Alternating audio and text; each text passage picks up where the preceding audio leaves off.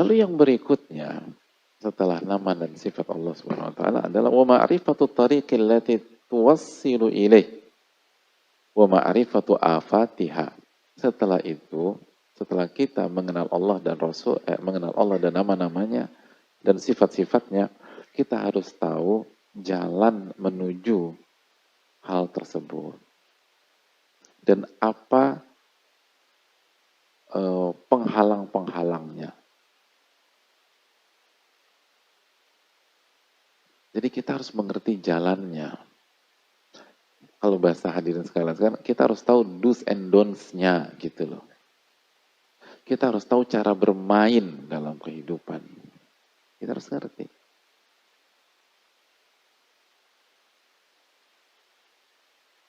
Itu kita harus tahu. Bukan suka-suka kita. Karena semuanya ada jalannya. Apa yang dihalalkan sama Allah dan apa yang diharamkan. Dan selalu berusaha menggunakan jalan yang dihalalkan oleh Allah Subhanahu wa taala. Cari keberkahan Allah. Dan kita harus mengerti. Karena banyak di antara kita itu gagal bukan karena nggak cerdas, bukan karena nggak jenius, bukan karena nggak punya skill, tapi tidak tahu cara bermain.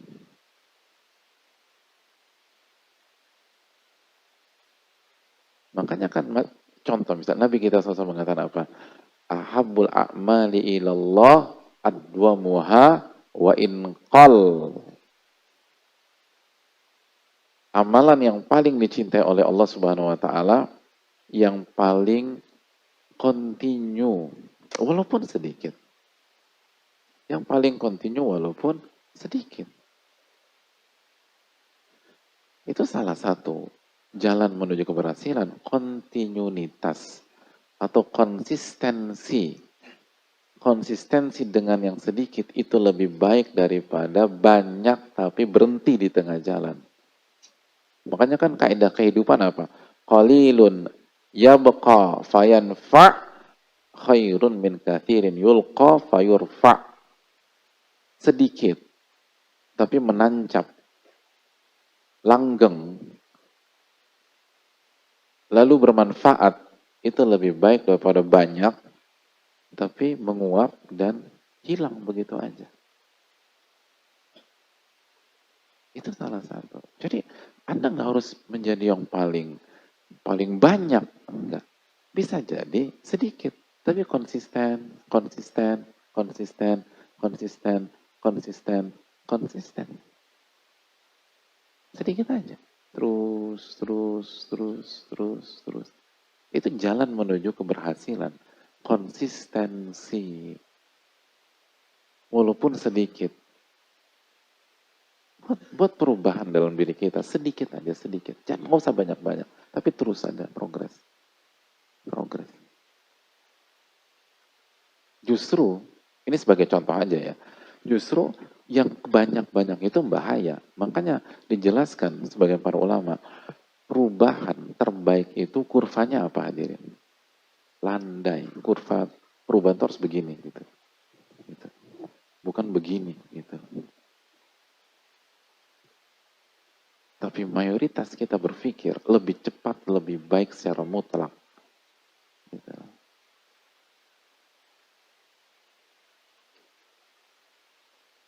Coba kita tanya ibu-ibu di belakang. Ibu-ibu yang ikut program diet. Kalau minggu pertama turun 10 kilo. Minggu kedua turun 20 kilo. Minggu ketiga turun 30 kilo. Minggu keempat gimana hadirin? Itu bisa karet bifak hadirin. Atau tanah kusir. 10, 20, 30. Itu berapa? 60 kilo? 3. Bahaya itu. Nggak ada yang mengatakan. Tanya sama ibu-ibu deh. Diet itu yang paling bagus bagaimana? Kurvanya langsung melonjak atau landai ibu-ibu? Landai. Semua begitu hadirin.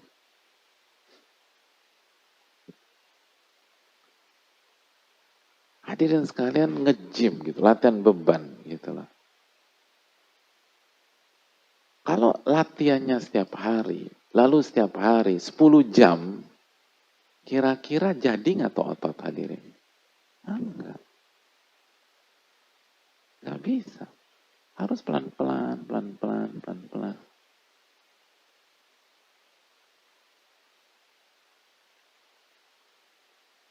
Atau misalnya hadirin lagi mau latihan beban, datang ke gym. Cari gym yang paling komplit, lalu semua alat dicobain. Kira-kira jadi nggak tuh? Nggak juga. Padahal ada fulus, ada duit. Di tempat terbaik. Tapi begitu kita nggak mengerti jalannya, cara bermainnya, nggak jadi. Makanya disarankan Anda harus pakai PT misalnya. Untuk menjelaskan. Semua demikian. Sama menuju Allah juga begitu. Ibadah kan begitu. Ikhlas tuh nggak cukup, harus ada ittiba, mengikuti Rasulullah SAW, membaca dan mengikuti keterangan para ulama-ulama kita. Dan kalau secara umum demikian, harus tahu cara. Semua bidang itu ada do's and don'ts-nya, ada jalannya, nggak bisa ngasal. Kalau kita ingin berhasil, itu yang harus kita perjuangkan.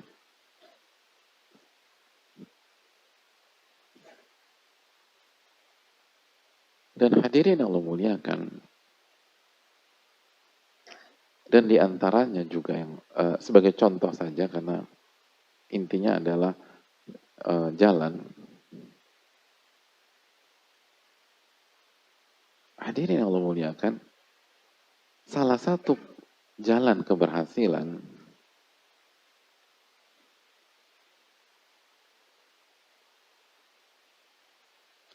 adalah memprioritaskan amalan hati dibanding hal-hal zahir dan teknis.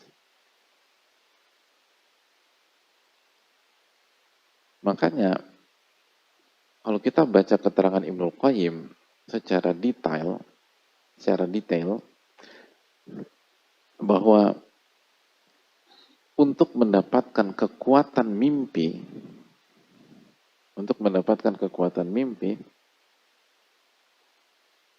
atau kekuatan cita-cita, maka kita setiap melakukan sesuatu itu harus ikhlas. Harus ikhlas. Harus jujur. Harus selalu ingin kebaikan buat orang lain.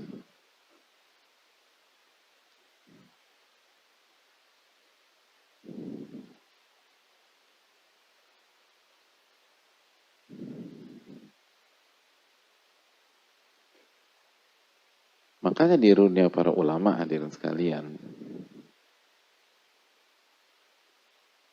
ulama kita menjelaskan bahwa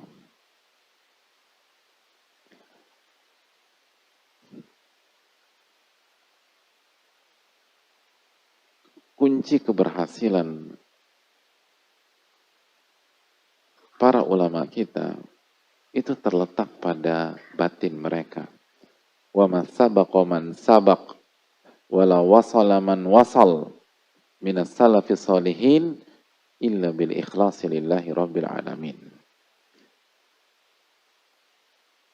Tidak ada pencapaian yang diraih oleh para ulama dan tidak ada prestasi yang didapatkan oleh para ulama kecuali karena keikhlasan mereka kepada Allah Subhanahu wa taala.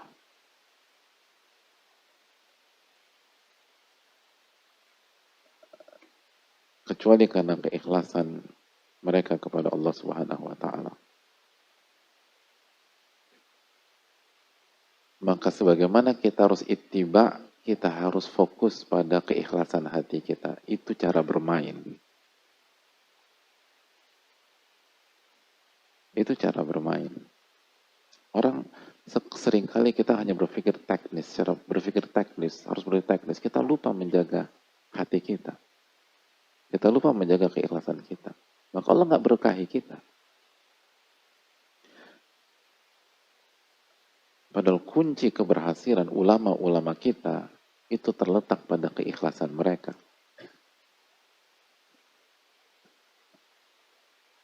Al-Imam Subki rahimahullah pernah menyampaikan sebuah rahasia keberhasilan dari seorang Al-Imam An-Nawawi rahimahullahu ta'ala. Kata Al-Imam As-Subki, wala yakhfa ala dhi basirah. Tidak, bukan sebuah rahasia bagi orang yang punya pandangan yang tajam. Bukan sebuah rahasia bagi orang yang punya pandangan yang tajam. Anna lillahi tabaraka wa ta'ala inayah bin Nawawi wa musannafatihi. Bahwa Allah subhanahu wa ta'ala memberikan penjagaan khusus, perhatian khusus, dan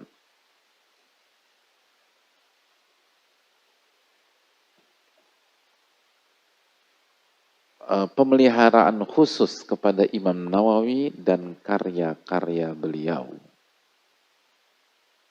Itu kata As-Subki rahimahullah.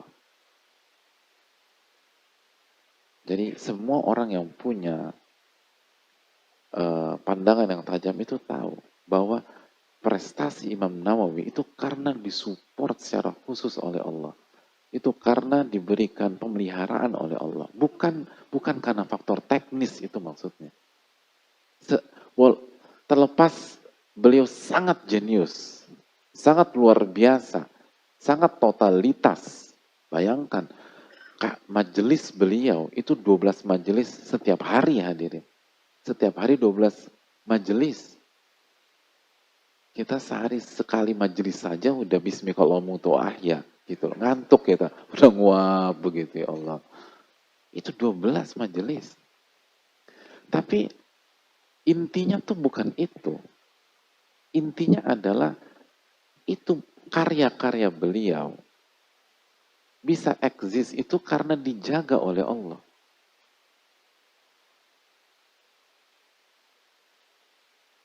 Makanya siapa pakar marketing di sini hadirin? Ya, banyak kan? Nggak ada juga. Pakar coding nggak ada, pakar bahasa asing nggak ada, pakar marketing nggak ada. Jadi Kak, hadirin ini pakar nuklir semua. Atau nggak ada keahlian apa.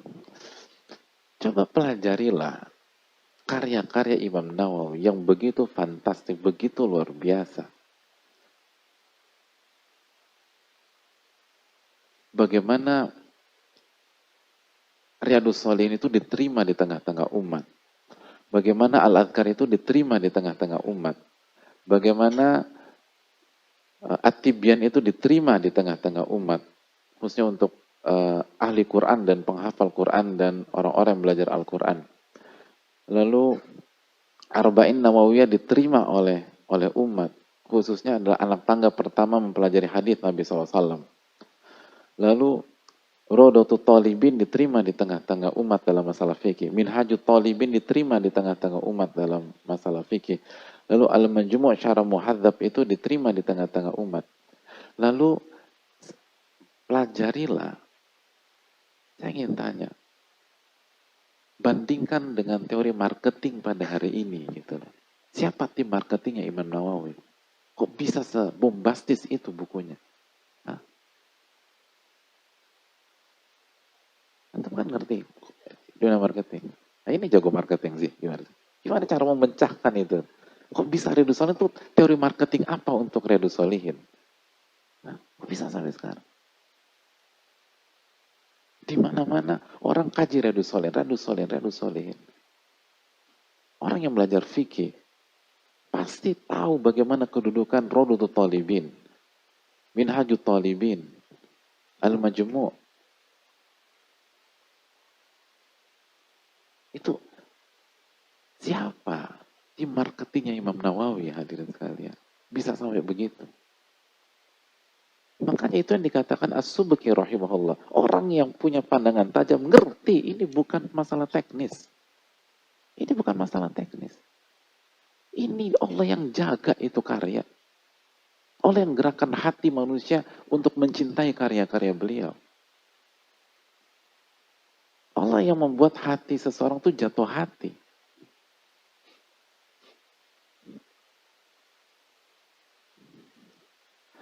Riyadhus Shalihin kan ada beberapa karya yang semisal dengan Riyadhus Shalihin, yang similar dengan Riyadhus Shalihin. Tapi kenapa banyak orang menjatuhkan hatinya ke Riyadhus Shalihin?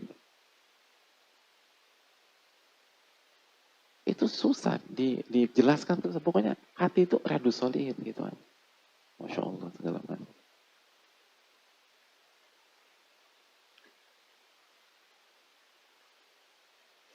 Jadi hadirin Allah muliakan. Kalau ingin punya ulul himmah, kalau kita harus tahu. Nah, dari sini, kalau kita tahu contohnya, makanya kenapa saya kasih contoh ini. Ketika contohnya kita tahu bahwa keberhasilan karya-karya Imam Nawawi itu karena penjagaan Allah Subhanahu wa taala. Karena pemeliharaan Allah Subhanahu wa taala. Bukankah ini memberikan angin segar, memberikan motivasi besar bagi kita-kita yang belum punya tim teknis yang solid dalam bidang-bidang dan karya-karya kita, dalam usaha-usaha kita. Banyak orang putus asa, siapa saya kan nggak punya ini.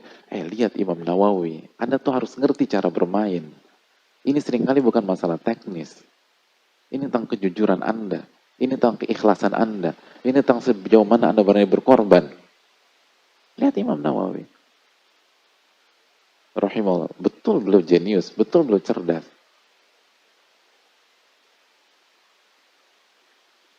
Tapi ini bukan sebatas kecerdasan. Ini penjagaan Allah Tabaraka wa Ta'ala. Baru kita lihat kenapa Imam Nawawi bisa mendapatkan penjagaan Allah. Keikhlasan yang beliau selalu usahakan. Kejujuran. Hadirin, Imam Nawawi itu gelarnya apa? LC. LC hadirin? Bukanlah LC. Muhyiddin. Penghidup agama.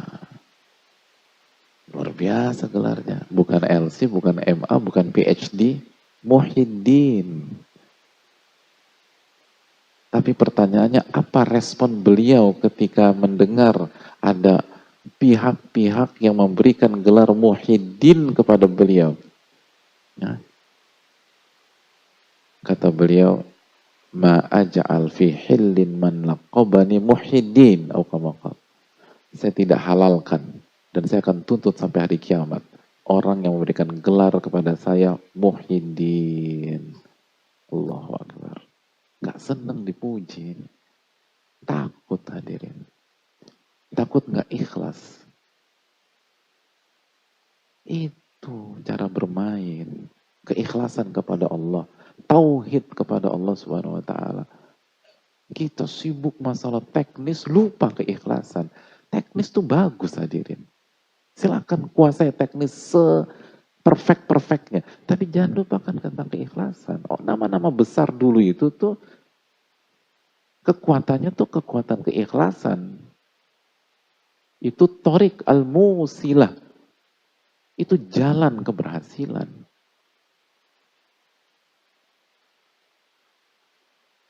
Muhyiddin itu gelar internasional. Saya tidak halalkan setiap pihak yang memberikan gelar kepada saya Muhyiddin. Jadi kalau Imam Nawawi marah ketika orang kasih gelar dan mengapresiasi karya beliau, kita marah ketika orang tidak mengapresiasi karya kita. Syattani baina musyarrikin wa mughribi, kata para ulama. Beda antara timur dan barat. Nggak sama. Nggak beda. Ini yang menjadi coba renungkan. Kalau kita ingin ilmu yang bermanfaat, ini yang harus kita tanamkan. Jadi hadirin Allah muliakan, tahu jalannya itu penting. Ini membuat kita semangat gitu. Karena tadi, nggak semua kita punya kemampuan teknis yang hebat, tapi setiap kita bisa memperjuangkan keikhlasannya masing-masing. Dengan taufik Allah. Bisa menjaga kebersihan jiwanya masing-masing. Jadi tambah semangat, tambah berani mimpi lagi. Itu yang harus kita tanamkan, hadirin Allah muliakan.